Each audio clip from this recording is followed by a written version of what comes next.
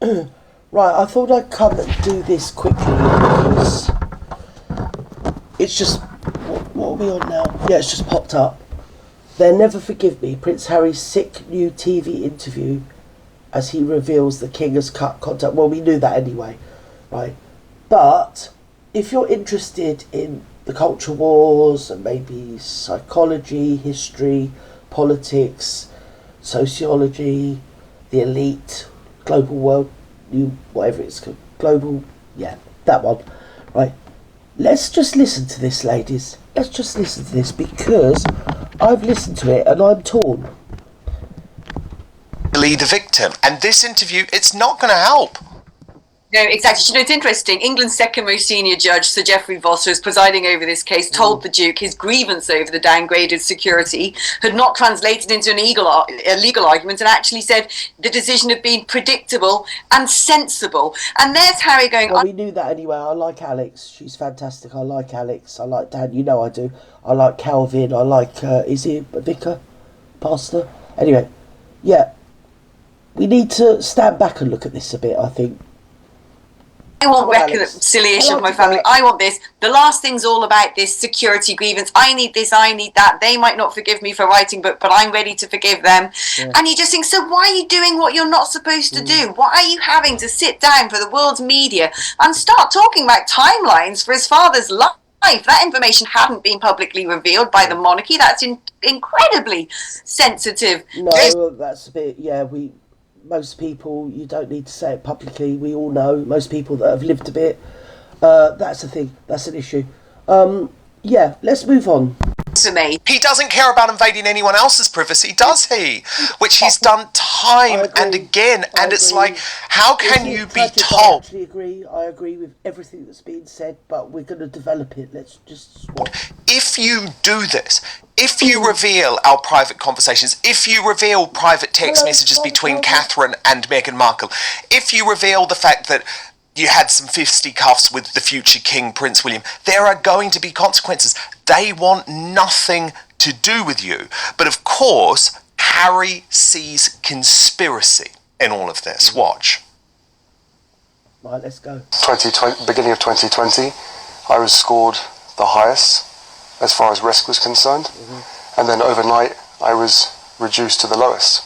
Right. Without actually going through the risk management board. Right, okay. So one does question how that is. So what we're being invited to assume here, that in 2020, just because he, like thousands of other people, had gone around the world in the armed services, yeah, was at risk.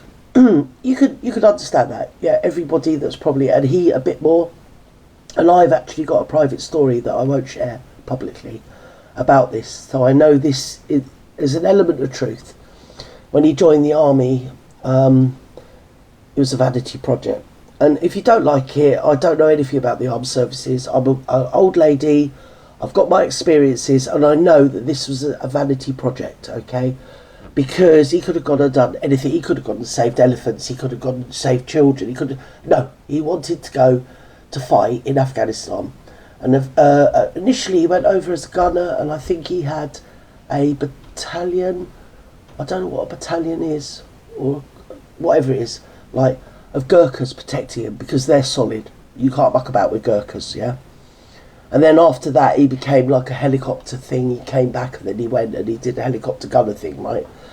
And he actually, I remember he did an interview where he said, it was like playing a computer game. And that was back then. So I don't know what it's like now, but whatever. Yeah, move on. And you've got to remember, he is a kid of his generation. Well, he's not a kid, is he? He's middle-aged, yeah? But he's still been brought up in that technological superhighway blah-de-blah that happened between the late 80s and the 2000s, yeah? I believe that he thinks everything he said, I believe he believes it. That's not to say that it's true, though. Impossible, and also the motive behind that at the time. And that was in 2020. I think it's a study in the dynamics between this sort of dysfunctional...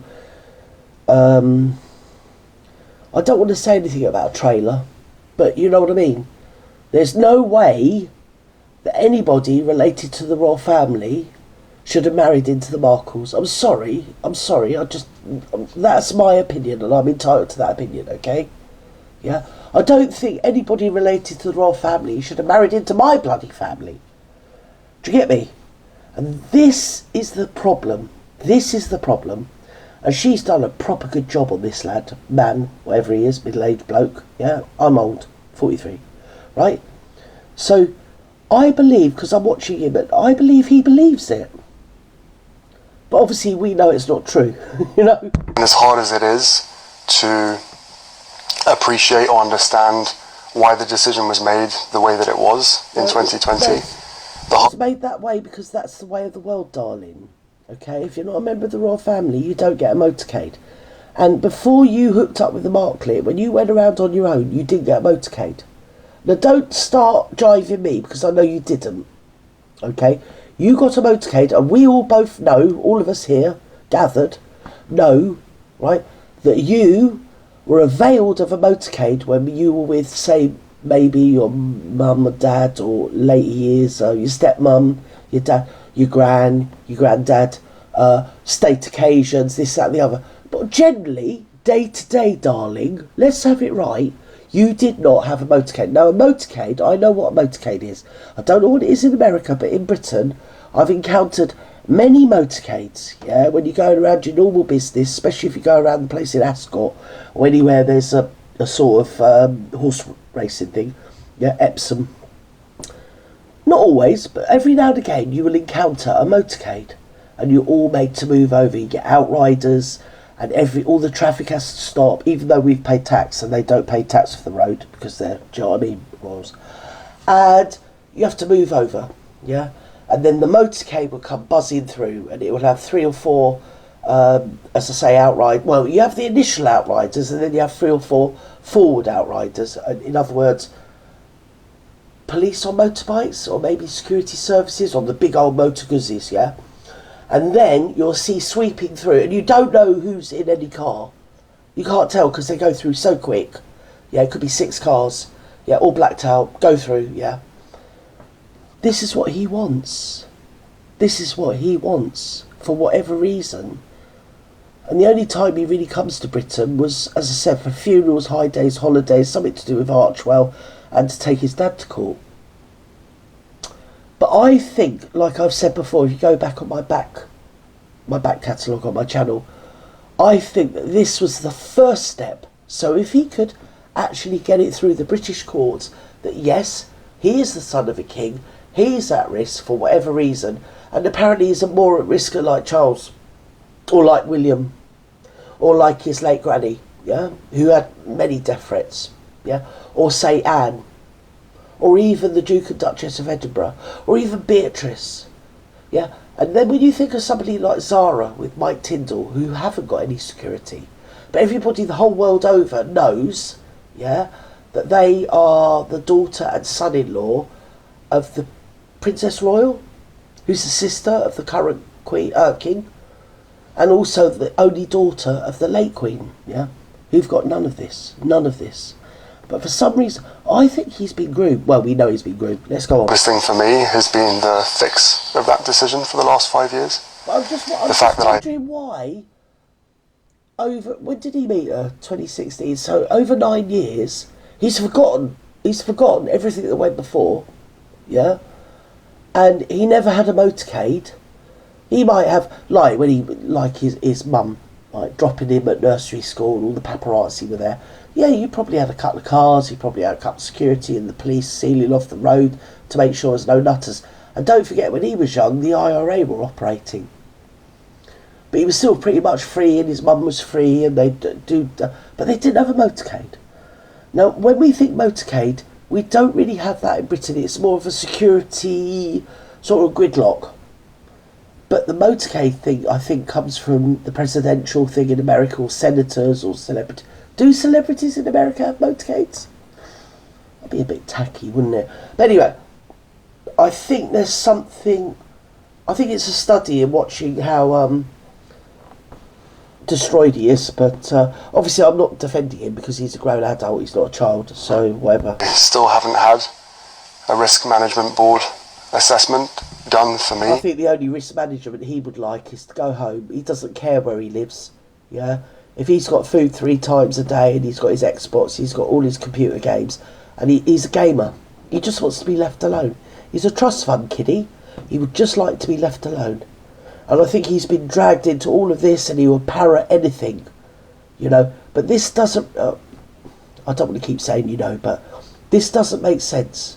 Because he was a royal a lot longer before he met the Marklet. And he would know that that's not a thing. Unless you're on a royal sort of thing with the family, you never had a motorcade. When did you ever have a motorcade? You give me evidence of ever you singly, Prince Harry of Wales, on your own having a motorcade.